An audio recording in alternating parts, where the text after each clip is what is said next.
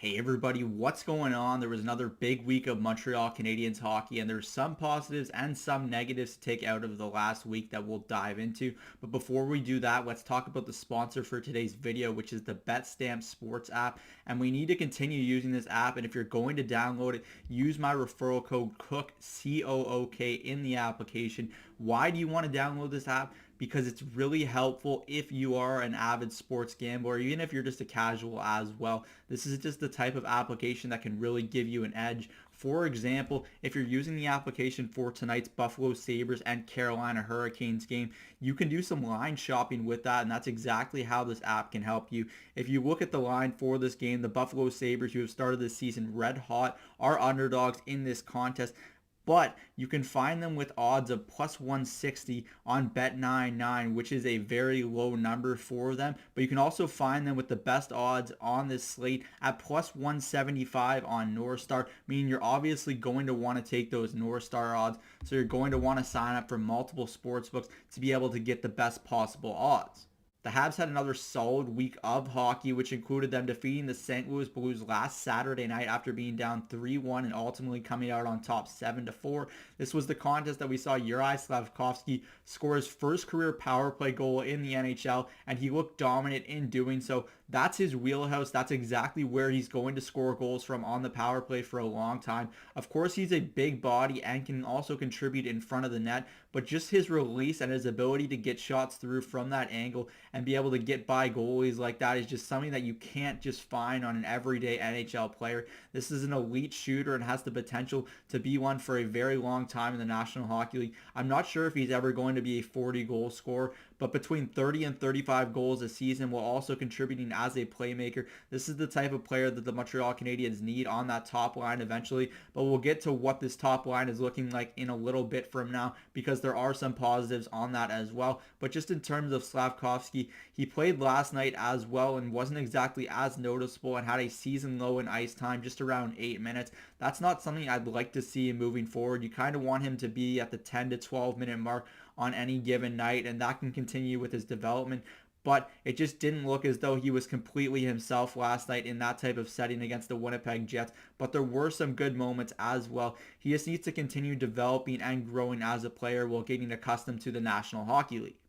Now, in terms of the Montreal Canadiens' new top line, it's very interesting that head coach Martin St. Louis just isn't afraid to make bold moves. The Montreal Canadiens acquired Kirby Dach to be a center for this team, but he's currently slotted in at the number one right wing position on the top line with Cole Caufield and Nick Suzuki, and this line has been considerably one of the team's best of late, and it's just not hard to see why. Cole Caufield and Nick Suzuki have shown they have a ton of chemistry, but they needed that big body presence that can go into the corners, win puck battles, use his long reach to be able to just distribute the puck like Dak has been doing. He scored last night against the Winnipeg Jets and did so by going to the net hard and capitalizing on a rebound attempt. This is just a very successful line right now, and it can continue to be one. I know a lot of people want Dak to be the number two center of the future for the Montreal Canadiens, but it's completely possible that the team just doesn't have that in their system right now, and they need to continue to try to draft one. That's certainly one of the outlets they can look towards, but Dak just has fit in seamlessly on that top line with Suzuki and Caufield, and it's hard to see that trio being split up in the near future with how they've looked together over the last stretch of games. Before I get to the veterans, there's one more thing that I want to talk about with Cole Caufield. This is just a different player this season. He's so much stronger away from the puck, especially with his decision making, and he's always trying to think ahead for the next play, and I think that's a positive with him. He's just a very smart hockey player, and there's another thing I noticed as well. He's just a lot stronger on the puck this year. He's able to get into those board battles and come away with them at a much higher rate, and I think that's a positive moving forward, considering that there were a lot of question marks about how his size would make him fare at the NHL level, but he's proven that he can be a complete 200-foot player, and that's something that the Montreal Canadiens are very looking forward to in terms of how they want to develop him as a player moving forward.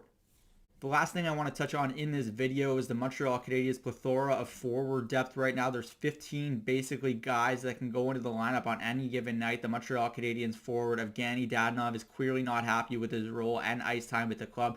He obviously knows he needs to play better in order to get more ice time, but he's currently sitting on the IR with a little peculiar virus that has been going around, but I just don't really think that's the logical answer right now. It seems pretty clear that Kent Hughes and company will be looking to move on from this forward and see if they can get anything for him from another team. I don't think things went as according to plan for what you were looking towards in the offseason. There was this sort of expectation that he would be someone that would come in and contribute, and that just hasn't come to fruition up to this point. It's not to say that that can't happen if he's able to get into the lineup again, but it just doesn't appear that he's very happy right now, along with a veteran like Mike Hoffman. These are just two players that could very easily find themselves on waivers in the near future, especially with the Montreal Canadiens having so many bodies up front and a couple that are looming to return on the back end as well. So this is certainly a situation to monitor moving forward. That's it for me today from Cook's Corner. As always, let me know your thoughts in the comment section down below. And if you haven't already, download the BetStamp app and use my promo code COOK to be able to use this application. I'm Zach Cook. We'll see you later.